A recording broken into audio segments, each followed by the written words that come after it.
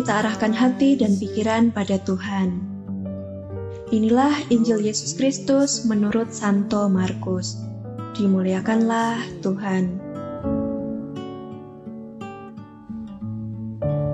Pada suatu hari Sabat, Yesus masuk ke rumah ibadat. Di situ ada seorang yang mati sebelah tangannya. Orang-orang Farisi mengamat-amati Yesus. Kalau-kalau Ia menyembuhkan orang itu pada hari Sabat, supaya mereka dapat mempersalahkan Dia. Kata Yesus kepada orang yang mati sebelah tangannya itu, "Mari, berdirilah di tengah." Kemudian Yesus berkata kepada mereka, "Manakah yang diperbolehkan pada hari Sabat? Berbuat baik atau berbuat jahat? Menyelamatkan nyawa orang atau membunuh orang?" Tapi mereka itu diam saja. Yesus jengkel dengan kedegilan mereka. Dengan marah, Ia memandang sekeliling, lalu berkata kepada orang tadi, "Ulurkanlah tanganmu." Ia pun mengulurkan tangannya, maka sembuhlah seketika. Lalu keluarlah orang-orang Farisi dan segera bersekongkol dengan orang-orang Herodian untuk membunuh Dia. Demikianlah sabda Tuhan. Terpujilah Kristus.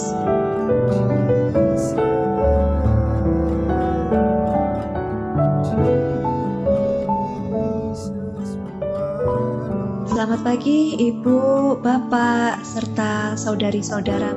Membuka refleksi harian ini, saya masih ingin bercerita sedikit tentang hal yang terjadi di sekitar kampus tempat saya bekerja. Pandemi yang berlangsung sejak Maret tahun lalu membuat seluruh aktivitas belajar mengajar dilakukan secara online, dan mahasiswa sudah pulang ke kotanya masing-masing. Ada seorang mahasiswi tingkat akhir yang terhambat skripsinya karena keterbatasan fasilitas. Ia tidak memiliki laptop untuk bekerja. Sinyal internet juga sangat minim karena keluarganya tinggal di desa yang cukup terpencil. Ya, memang keluarganya termasuk dalam tingkat ekonomi rendah. Selama ini ia bukannya tidak mau untuk konsultasi, tapi ya memang karena fasilitasnya tidak mendukung. Mau menumpang ke rumah temannya juga sungkan jika terus-menerus. Hingga pada suatu titik ia menyerah dan merelakan mimpi untuk menjadi sarjana musnah. Mengetahui ada masalah tersebut, singkat cerita ada seorang dosen yang bersedia menampung mahasiswi itu di rumah beliau dan memberikan segala fasilitas yang dibutuhkan. Hari ujian pun tiba. Mahasiswi itu sudah maju presentasi dan sampai pada yudisium, yaitu pengumuman kelulusan. Ia dinyatakan lulus, tapi nilainya belum diumumkan karena menunggu revisi yang harus diselesaikan terlebih dahulu. Sesi terakhir rapat yudisium biasanya memberikan kesempatan bagi para mahasiswa untuk menyampaikan sepatah dua patah kata kesan selama berkuliah. Umumnya, mahasiswa sangat enggan untuk berbicara, hingga kami, panitia, harus menunjuk beberapa perwakilan. Namun mahasiswi tadi dengan sukarela mengangkat tangannya. Ia sambil meneteskan air mata, dengan suara serak dan tersendat, menyampaikan rasa terima kasihnya yang besar, tidak hanya pada jajaran petinggi, tapi juga seluruh dosen pengajar sejak tingkat 1, pembimbingnya, pengujinya, hingga staf admin. Baru kali itu saya dengar ada yang mengucapkan terima kasih untuk para tenaga kependidikan, yaitu admin jurusan, yang tugasnya menyebarkan informasi, mendata kelengkapan berkas, dan kegiatan administrasi lain-lain. Dia juga dengan sepenuh hati berterima kasih pada teman-temannya yang seangkatan. Dari kata-katanya, ia merasa banyak sekali orang yang bermurah hati memperhatikan, membantu dan memberi dorongan padanya agar dapat menyelesaikan skripsinya itu. Saya hanya dosen paruh waktu yang bertugas menjadi panitia. Saya tidak pernah mengajar atau membimbing mahasiswi itu. Namun bagi saya, dia sangat spesial. Karena jujur saja, dari 600-an mahasiswa yang lulus tahun kemarin, hanya beberapa saja yang kembali dan mengucapkan terima kasih seperti mahasiswi itu. Mahasiswi tadi merasa sangat bahagia, campur haru, karena menurutnya ia telah menerima perlakuan yang amat baik, meskipun ia serba kekurangan, meskipun ia selalu merasa minder, tidak merasa setara dengan teman lain. Mahasiswi ini adalah salah satu contoh kaum marginal, setidaknya di dalam kampus. Semoga para pendengar pun dapat merasakan ya bagaimana perasaan mahasiswi itu yang sudah banyak dibantu dan dimanusiakan oleh orang-orang di sekitarnya. Mungkin kita pun pernah dalam posisi tersebut ya.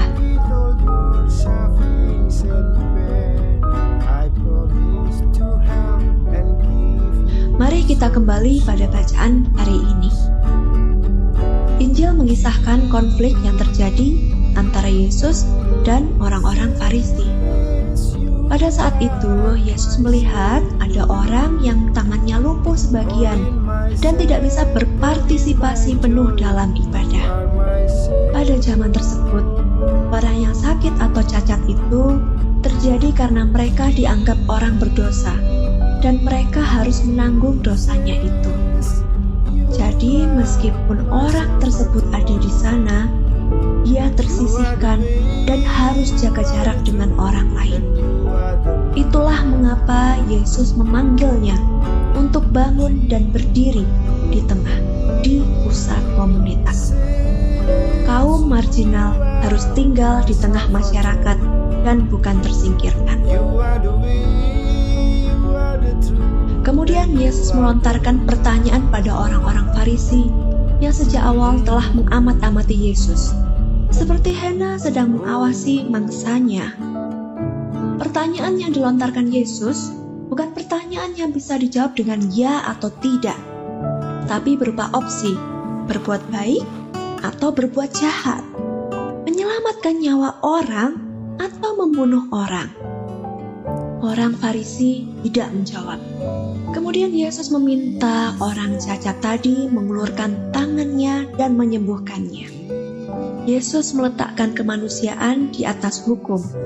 Ia berbuat baik, menyelamatkan orang.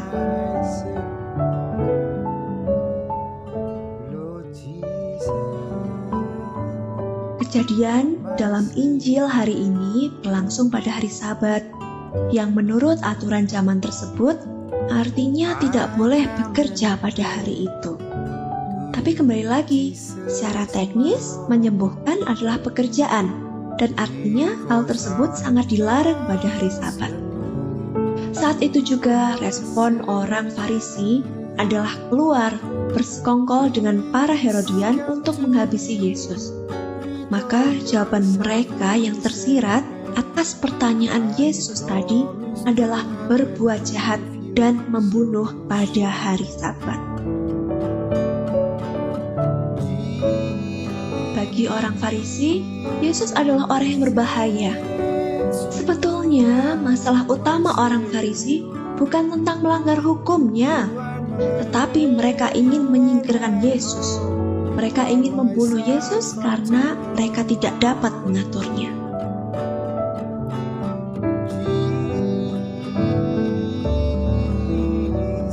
Yesus hari ini mengajarkan pada kita untuk menempatkan kemanusiaan lebih di atas norma dan hukum.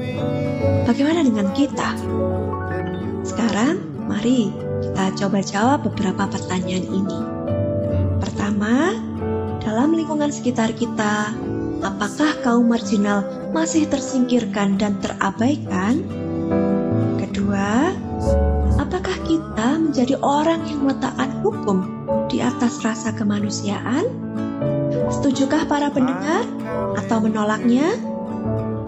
Kita memang merupakan bagian dari dunia ini dan tentunya wajib menaati hukum dunia. tapi kita tidak menggunakannya ketika sudah berhubungan dengan hal-hal surgawi. Hukum, aturan, dan norma memang memberi kekuatan dan keamanan. Namun jangan sampai hati kita mengeras pada apa itu kemanusiaan. Karena berbuat baik, memperhatikan dan mencintai sesama manusia, serta membantu orang yang membutuhkan perlu diutamakan. Dan sekarang pertanyaan saya yang ketiga, maukah kita juga meneladani Yesus untuk mengulurkan tangan, membantu orang yang membutuhkan? Mari kita menjawab, tidak hanya dengan kata-kata, namun dengan tindakan nyata dimulai dari hari ini. Semoga sapaan saya pagi ini mendarat dengan selamat dan menyapa para pendengar Fresh Juice yang baik hatinya. Sekarang, marilah kita berdoa.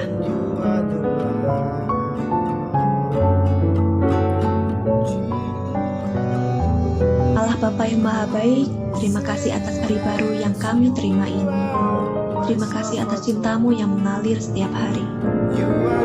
Bapa, Engkau Maha Pengasih bagi siapapun, dan tidak ada orang yang Kau kesampingkan. Ya Tuhan, kami ingin meladan Engkau dalam setiap hari-hari kami. Kami mohon, dengarkanlah doa kami, dan tuntun kami untuk menjadi pribadi yang lebih baik, yang mengutamakan kemanusiaan dibandingkan ego kami masing-masing. Amin.